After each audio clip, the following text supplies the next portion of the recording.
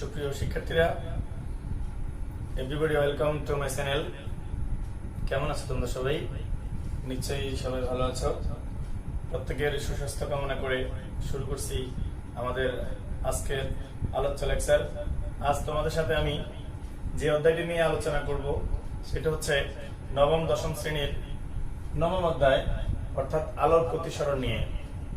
তোমরা ইতিমধ্যেই আমার আলোর প্রতিফলনের উপর 3টি লেকচার পেয়েছ, আর এখন তারই ধারাবাহিকতায় আজ তোমাদের সাথে আমি নবম অধ্যায় নিয়ে আলোচনা করব। যারা আলোর প্রতিফলন অধ্যায়টি খুব ভালোভাবে পড়েছ, তারা আলোর প্রতিসরণ অধ্যায়টি তাদের খুব একটা সমস্যা হওয়ার কথা নয়।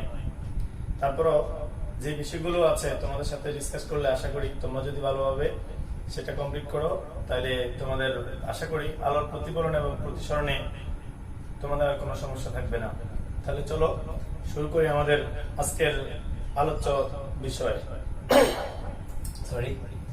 আজ তোমাদের সাথে আমি যে বিষয়গুলো নিয়ে আলোচনা করব সেটা হচ্ছে আলোর প্রতিসরণ, প্রতিসরণাঙ্ক, আলোর বেগের সাথে প্রতিসরণাঙ্কের সম্পর্ক, ক্রান্তিকোণ, পূর্ণ অভ্যন্তরীণ প্রতিফলন। অর্থাৎ আমরা এই অধ্যায়টা তুলনামূলকভাবে আলোর প্রতিফলনের চাইতে অনেকটাই ছোট। আমরা 2টা লেকচারের মধ্যে আশা করছি যে শেষ করতে পারবো। তোমরা সবাই মনোযোগ সহকারে যদি আমার লেকচারটি শোনো, তাহলে আশা করছি যে আমরা দ্রুত সময় শেষ করার সুযোগ থাকবে।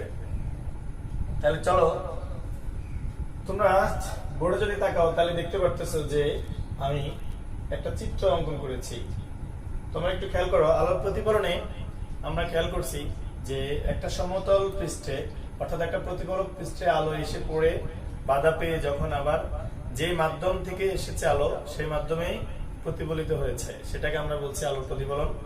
আর এই অধ্যায়ে মেইনলি যে বিষয়টা আমরা আলোচনা করব, অর্থাৎ 2 রকম মাধ্যম থাকবে, অর্থাৎ মাধ্যমের ভিন্নতার কারণে মূলত আলোর প্রতিসরণ হয়।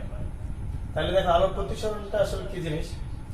তোমরা চিত্রটা যদি একটু ভালোভাবে খেয়াল করে দেখো যে এটা একটা উপরে আলো যে মাধ্যম থেকে আসবে সেই মাধ্যমটা যদি বায়ু মাধ্যম হয় এবং যে মাধ্যমে আলো প্রবেশ করবে সেটা যদি কঠিন মাধ্যম বা কাঁচ মাধ্যম হয়, তাহলে আমাদের কি দাঁড়াচ্ছে দেখো। আর পিকিউটা হচ্ছে বিভেদ তল, এওটা হচ্ছে আপতিত রশ্মি। আর আলোটা যে বিন্দুতে এসে পড়ে, তোমরা আলোর প্রতিফলন অধ্যায়ে ভালোভাবে পড়েছো, যেটা হচ্ছে আপতন বিন্দু। এখন খেয়াল করো, আমরা জানি আলোর একটা কমন বৈশিষ্ট্য হচ্ছে আলো স্বচ্ছ সমসত্ব মাধ্যমে সোজা পথে চলে। কিন্তু তোমরা যদি চিত্রটি ভালোভাবে খেয়াল করো তাহলে দেখবে যে আলো সোজা পথে যাওয়ার কথা ছিল, অর্থাৎ এ ও আর প্রাইম এই পথ হচ্ছে সোজা, বাট এই পথে না গিয়ে আপতন বিন্দুতে আলোক রশ্মির কিছুটা দিক পরিবর্তন হয়। তাহলে এই দিক পরিবর্তনটা আসলে মূলত কেন হচ্ছে আমরা এটা নিয়ে আলোচনা করব। অর্থাৎ আলো যখন বায়ু মাধ্যম থেকে কঠিন মাধ্যমে প্রবেশ করে, তাহলে মাধ্যমের বিভেদ তলে আলোক রশ্মির কিছুটা দিক পরিবর্তন হয়। আলোক রশ্মির এই দিক পরিবর্তনকে বলা হয় আলোর প্রতিসরণ। তাহলে আমরা সংজ্ঞাটা কিভাবে দিব, যে আলোক রশ্মি এক স্বচ্ছ মাধ্যম থেকে অন্য স্বচ্ছ মাধ্যমে প্রবেশ করার সময় আলোর মাধ্যমের বিভেদ তলে আলোক রশ্মির যে দিক পরিবর্তন হয় সেই দিক পরিবর্তনকে বলা হয় আলোর প্রতিসরণ। তোমরা কি জানো আসলে মূলত কেন এই দিক পরিবর্তন হয়? এই দিক পরিবর্তন হয় মূলত মাধ্যমের ঘনত্বের কারণে। কারণ দেখা যাচ্ছে যে আমরা জানি যে বায়ু মাধ্যমে, অর্থাৎ শূন্য মাধ্যমে আলোর একটা নির্দিষ্ট বেগ আছে। সেই বেগটা তোমরা সবাই জানো যে 3 × 10⁸ মিটার পার সেকেন্ড, অর্থাৎ আলো বায়ু মাধ্যমে এত বেগ। কিন্তু যখন কঠিন মাধ্যমে প্রবেশ করে, অর্থাৎ মাধ্যমের ঘনত্ব যত বেশি হয়, তখন আলোর বেগের মান কিন্তু কমে। আলোর বেগের মান সবচেয়ে বেশি হচ্ছে বায়ু মাধ্যমে। তাই এই মাধ্যমের ঘনত্বের ভিন্নতার কারণেই মূলত হচ্ছে আলোর দিক পরিবর্তন হয়। এখন যদি আমরা উল্টো চিত্রটা চিন্তা করি, অর্থাৎ আলোক রশ্মি যদি কঠিন মাধ্যম থেকে হালকা মাধ্যমে যাবে, তাহলে তার চিত্রটা কিন্তু অন্যরকম হবে। অর্থাৎ খেয়াল করো তোমরা, এই যে আলোক রশ্মিটা বিভেদ তলে আপতিত হয়ে প্রতিফলনের পর অবিলম্ব, অর্থাৎ এন ও এন প্রাইমের দিকে একটু বেঁকে গিয়েছে, অর্থাৎ আপতন কোণের চাইতে প্রতিফলন কোণ ছোট। কিন্তু যদি তার অপোজিট চিন্তা করি আমরা, যে আলোক রশ্মি যদি কঠিন মাধ্যম থেকে হালকা মাধ্যমে যেত, তাহলে সেটা তার বিপরীত চিন্তা হতো, অর্থাৎ হচ্ছে তখন আলোক রশ্মিটা বিবৃতরের দিকে বেঁকে যেত। তার মানে তোমরা খুব সহজে বুঝতে পেরেছো মাধ্যমের ঘনত্বের ভিন্নতার কারণেই মূলত হচ্ছে আলোক রশ্মির ডিরেকশন চেঞ্জ হয়। তাই আমরা খুব সহজে বুঝতে পেরেছি যে যখন বায়ু মাধ্যম থেকে, তোমরা এটা শুধু বেসিকটা মনে রাখবে যে আলোক রশ্মি যখন বায়ু মাধ্যম থেকে কঠিন মাধ্যমে অর্থাৎ কাঁচ মাধ্যমে প্রবেশ করবে অথবা হচ্ছে তরল মাধ্যমে প্রবেশ করবে, তখন মাধ্যমের বিপরীত তলে আলোক রশ্মির দিক পরিবর্তন হয়। আর দিক পরিবর্তনটা অবশ্যই তখন অবিলম্বের দিকে হবে। আর যদি কঠিন থেকে বায়ু মাধ্যমে যায় বা তরল মাধ্যম থেকে যখন বায়ু মাধ্যমে যাবে, তখন আলোক রশ্মির দিক পরিবর্তন হবে ঠিকই, তবে সেটার দিকটা হবে তখন হচ্ছে বিবৃতরের দিকে বেঁকে যাবে। ওকে, তাহলে তোমরা খুব সহজেই, আমি আশা করছি যে আলোক প্রতিসরণ বুঝতে পেরেছো। আলোক প্রতিসরণের দুটি সূত্র আলোক প্রতিফলনের ন্যায়। প্রথম সূত্রটা হচ্ছে প্রায় আলোক প্রতিফলনের মতোই, অর্থাৎ আপতিত রশ্মি, আমরা ওই সূত্রতে বলেছি আপতিত রশ্মি প্রতিফলিত রশ্মি, বাট এখানে আমাদের প্রতিফলিত রশ্মি নেই। তাহলে আমরা বলবো দেখো আপতিত রশ্মি, প্রতিষ্ঠিত রশ্মি এবং আপতন বিন্দুতে অঙ্কিত অবিলম্ব। অঙ্কিত অবিলম্বটা কি? এন ও এন প্রাইম। এই তিনটা হচ্ছে একই সমতলে থাকে, অর্থাৎ একটা নির্দিষ্ট সমতলে থাকে। আর দ্বিতীয় যে সূত্রটা হচ্ছে অনেক ইম্পর্টেন্ট, অর্থাৎ বিজ্ঞানী স্নেল দ্বিতীয় সূত্রটা দিয়েছে। দ্বিতীয় সূত্রটা হচ্ছে এক জোড়া নির্দিষ্ট মাধ্যম, তোমরা খেয়াল করো বায়ু একটা মাধ্যম, কাঁচ একটা মাধ্যম, অর্থাৎ এক জোড়া মাধ্যম এবং নির্দিষ্ট বর্ণের এক এক বর্ণের আলোর ক্ষেত্রে আলোক রশ্মির এক এক ধরনের প্রতিসরণ হয়। অর্থাৎ এক জোড়া নির্দিষ্ট মাধ্যম এবং নির্দিষ্ট বর্ণের আলোর জন্য আপতন কোণের সাইন, অর্থাৎ এই যে আমরা দেখি যে আপতিত রশ্মি অবিলম্বের সাথে আপতন কোণটা কি হচ্ছে আই, আর প্রতিসরণ কোণটা হচ্ছে আর। অর্থাৎ এক জোড়া নির্দিষ্ট মাধ্যম এবং নির্দিষ্ট বর্ণের আলোর জন্য আপতন কোণের সাইন এবং প্রতিসরণ কোণের সাইনের অনুপাত ধ্রুব থাকে সবসময়, অর্থাৎ আপতন কোণের সাইন এবং প্রতিসরণ কোণ হচ্ছে সবসময় একটা ধ্রুব সংখ্যা। এটাকে মূলত হচ্ছে আলোর প্রতিসরণের দ্বিতীয় সূত্র বলা হয়। বিজ্ঞানী স্নেলের নাম অনুসারে একে স্নেলের সূত্র বলা হয়। অনেক সময় তোমাদের জ্ঞানমূলক কোশ্চেনে প্রশ্নটা থাকে যে স্নেলের সূত্রটি লিখো, তাহলে তোমরা অনেক সময় অনেকে কনফিউজড হও যে স্নেলের সূত্র আবার কোনটা। অর্থাৎ হচ্ছে আলোর প্রতিসরণের যে দ্বিতীয় সূত্রটা, এটা হচ্ছে বিজ্ঞানী স্নেলের সূত্র। ওকে, আশা করছি তোমরা বুঝতে পেরেছো।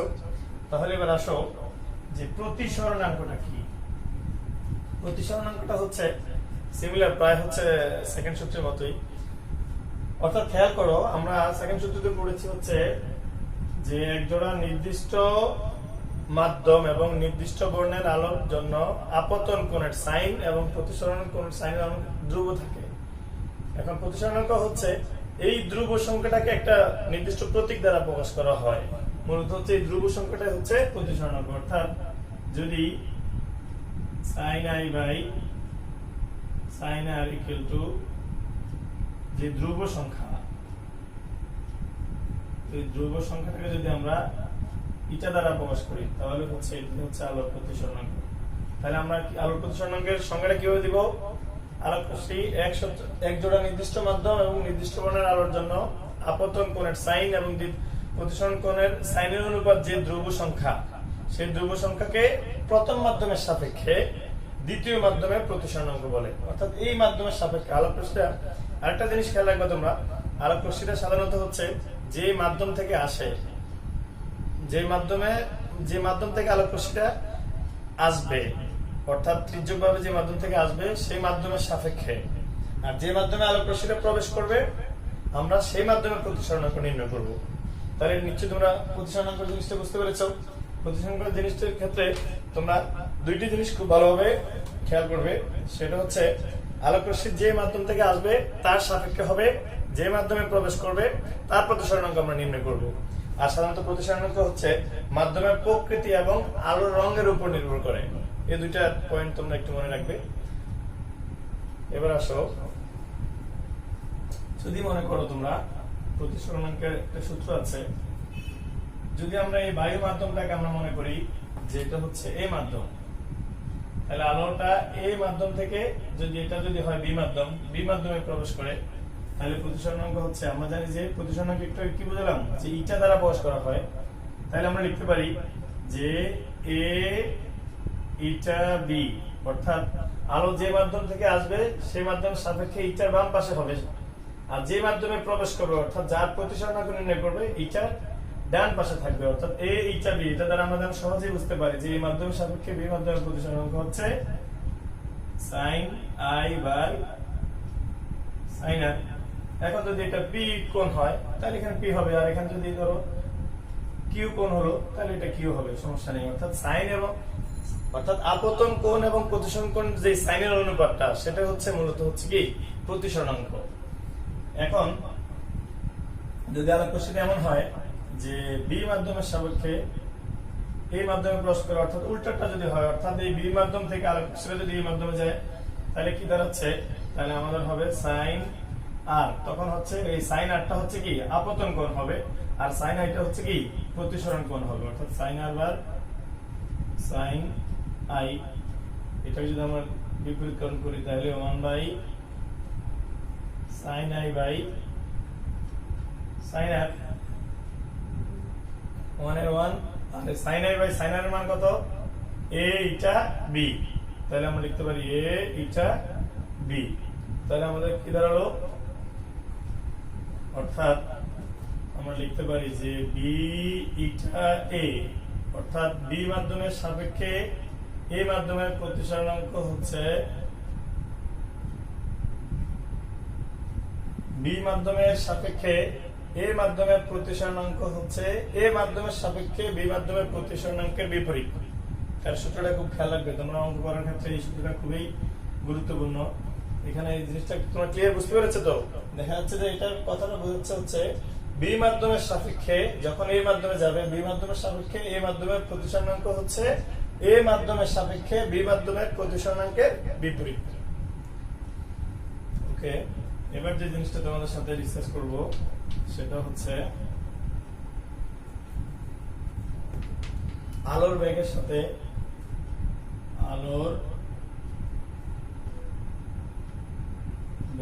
সাথে প্রতিসরণাঙ্কের সম্পর্ক। প্রতিসরণাঙ্কের সাথে সম্পর্ক, তাহলে কি হবে, যদি এই মাধ্যমের সাপেক্ষে বি মাধ্যমের প্রতিসরণাঙ্ক হয়, এই মাধ্যমের সাপেক্ষে বি মাধ্যমের প্রতিসরণাঙ্ক equal to CA by CB। অর্থাৎ এই মাধ্যমের আলোর বেগ যদি হয় c আর বি মাধ্যমের আলোর বেগ যদি হয় CB, তাহলে হচ্ছে আমরা লিখবো যে এই মাধ্যমের সাপেক্ষে বি মাধ্যমের আলোর সাথে প্রতিসরণাঙ্কের যে সম্পর্কের সূত্রটা সেটা হচ্ছে a ইটা b equal to CA by CB। তোমরা এই সূত্রটা খেয়াল রাখবে, অনেক ক্ষেত্রে এই সূত্রটাও তোমার আমাদের সৃজনশীল অঙ্ক করতে গিয়ে প্রয়োজন হয়। তাহলে দেখো আমাদের আলোর প্রতিসরণাঙ্ক আলোর বেগের সাথে প্রতিসরণাঙ্কের সম্পর্ক আমরা শেষ করলাম। এখন খেয়াল করো, যদি এই চ্যাপ্টারের মোস্ট ইম্পর্টেন্ট একটা টপিক সেটা হচ্ছে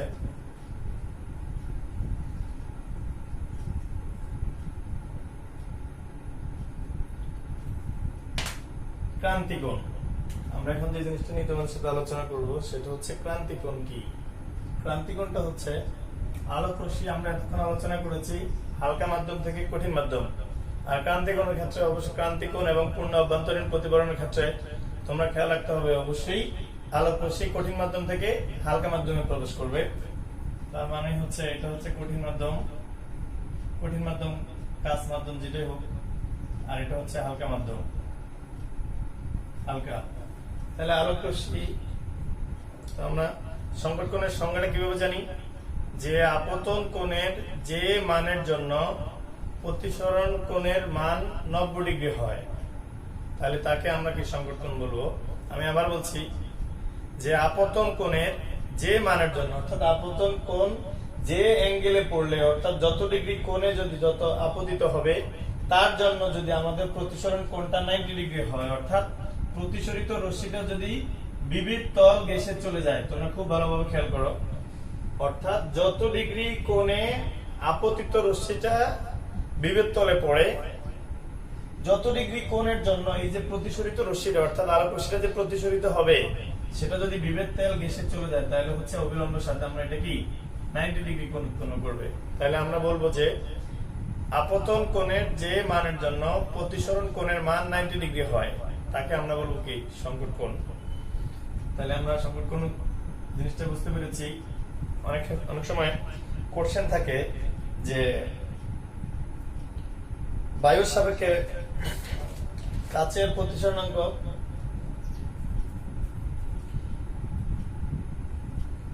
হীরকের প্রতিসরণাঙ্ক 24 ডিগ্রি বলতে কি বোঝায়? এটা দ্বারা বোঝা যাচ্ছে অর্থাৎ হীরকটার আপতন কোণ হবে 24 ডিগ্রি, অর্থাৎ 24 ডিগ্রির জন্য সেটা হবে 90 ডিগ্রি। অনেক ক্ষেত্রে কোশ্চেনটা আসে। তাহলে এবার আসো পূর্ণ অভ্যন্তরীণ প্রতিফলন। পূর্ণ অভ্যন্তরীণ প্রতিফলনের ক্ষেত্রে খেয়াল করো, আলোক রশ্মি মাধ্যম থেকে হালকা মাধ্যমে প্রবেশ করবে, কিন্তু আর সংকট কোণকে আমরা জানি কি থিটা সি দ্বারা প্রকাশ করা হয়। এখন পূর্ণ অভ্যন্তরীণ প্রতিফলনের ক্ষেত্রে তোমরা এই জিনিসটা খেয়াল রাখবে যে আপতন কোণের মান এই যে থিটা সির চাইতে বড় হবে, অর্থাৎ থিটা সি যদি হয় তাহলে তো 90 ডিগ্রি অ্যাঙ্গেল হবে। পূর্ণ অভ্যন্তরীণ প্রতিফলনের ক্ষেত্রে আলোক রশ্মিটা হচ্ছে বিবিধ তরল গেসে যেতে যেতে যখন এটার চাইতে বেশি হয় তখন যেই মাধ্যম থেকে যায় আলোক রশ্মিটা আবার সেই মাধ্যমে প্রবেশ করে। আমি আবার তোমরা একটু খেয়াল করো, আপতন কোণের অর্থাৎ আপতিত আলোক রশ্মি যদি সংকট কোণের চাইতে বড় কোণে আপতিত হয় তাহলে ওই প্রতিষ্ঠিত রশ্মিটা হচ্ছে আবার যে মাধ্যম থেকে অর্থাৎ কঠিন মাধ্যমে আবার আলোর প্রতিফলনের সূত্র অনুযায়ী আবার কঠিন মাধ্যমে প্রতিফলিত হবে, সেটা হচ্ছে পূর্ণ অভ্যন্তরীণ প্রতিফলন। অর্থাৎ আলোক রশ্মি ঘন মাধ্যম থেকে হালকা মাধ্যমে যাওয়ার সময় যদি সংকট কোণের চাইতে বেশি কোণে আপতিত হয় তাহলে আলোক রশ্মি আলোর প্রতিফলনের সূত্র অনুযায়ী আবার কঠিন মাধ্যমে ফিরে আসে। এই কঠিন মাধ্যমে ফিরে আসাকে বলা হয় পূর্ণ অভ্যন্তরীণ প্রতিফলন। তোমরা চিত্রগুলো খুব ভালোভাবে বুঝবে। অর্থাৎ এটা যদি সংকট কোণ হয় তাহলে এটা 90 ডিগ্রি হয়, অর্থাৎ সংকট কোণের চাইতে যদি বড় কোণে আলোক রশ্মিটা আপতিত হয়, আপতনের উপর ডিপেন্ড করবে কিন্তু হচ্ছে কখন পূর্ণ অভ্যন্তরীণ প্রতিফলন হবে, কখন সংকট কোণ হবে, কখন প্রতিসরণ হবে, কখন অবিলম্বের দিকে বেঁকে যাবে, সবকিছু ডিপেন্ড করবে মূলত হচ্ছে আলোটা কত ডিগ্রি অ্যাঙ্গেলে পড়ে বা কিভাবে পড়তেছে। এই জিনিসগুলো তোমরা সবচেয়ে বেশি খেয়াল রাখবে।